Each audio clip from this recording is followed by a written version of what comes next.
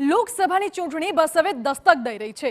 રણ તૈયાર છે, ખેલાડીઓની પસંદગી થઈ રહી છે અને તમામની વચ્ચે ગુજરાતના મતદારો શું માની રહ્યા છે એ આપને દેખાડીએ। જુઓ નવસારીથી આજનો ખાસ કાર્યક્રમ।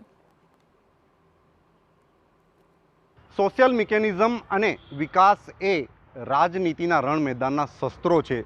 2024ની લોકસભાની ચૂંટણીને પગલે તમામ રાજકીય પક્ષોએ આ શસ્ત્રો સજાવી દીધા છે અને રણ મેદાન જીતવા માટેની તૈયારીઓ શરૂ કરી દેવામાં આવી છે। આજે વાત કરી રહ્યા છે નવસારી લોકસભાના મતદારો કે જેઓ ખાસ કરીને શું ઈચ્છે છે, હજુ શું ઘટે છે એમનો અભિપ્રાય જાણવાનો ખાસ પ્રયાસ કરીશું અને સમગ્ર જે કંઈક યુવા ટીમ છે એમનો અભિપ્રાય જાણવાનો પ્રયાસ કરીશું। સૌપ્રથમ આપથી શરૂઆત કરીશું। નવસારીને શું ઘટે છે, શું મળ્યું છે આ સુધી એવું લાગે છે?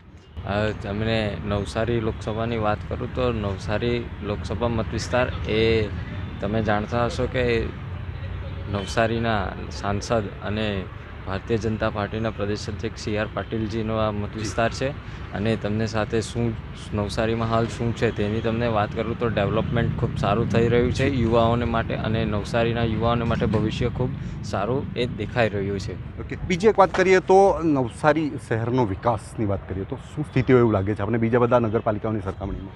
અત્યારે નવસારી નગરપાલિકાને મહાનગરપાલિકા માટેનું જાહેરાત આપી દીધી છે। નોટિફિકેશન આવ્યા બાદ ટૂંક સમયમાં ઘણી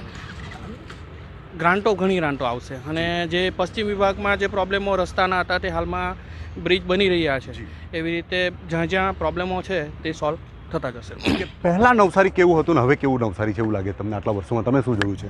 પહેલાં નવસારી હતું તેના કરતાં ઘણો વિકાસ થયો છે અને નવસારીના વિકાસમાં થોડું ઘટે છે કે જે રોડ, ગટર અને પાણીની વ્યવસ્થા એ લોકો જે પૂરી નથી પાડી શકતા તે એ લોકોએ પાડવી જોઈએ। ઓકે, કેટલીક ખૂટતી ઘટતી વ્યવસ્થાઓ છે। બીજું શું આગળ નવસારી શહેરને ક્યાં લઈ જવું છે એવું આપણે? નવસારી શહેરમાં અમને ગણીએ ને તો ટ્રેનોના સ્ટોપેજ જે ડાયમંડ માર્કેટ છે એ લોકોના માટે ટ્રેનોના સ્ટોપેજ આપવા જોઈએ કે જેથી નવસારી અને સુરત વચ્ચે આવન જાવન એકદમ ઇઝી થઈ શકે।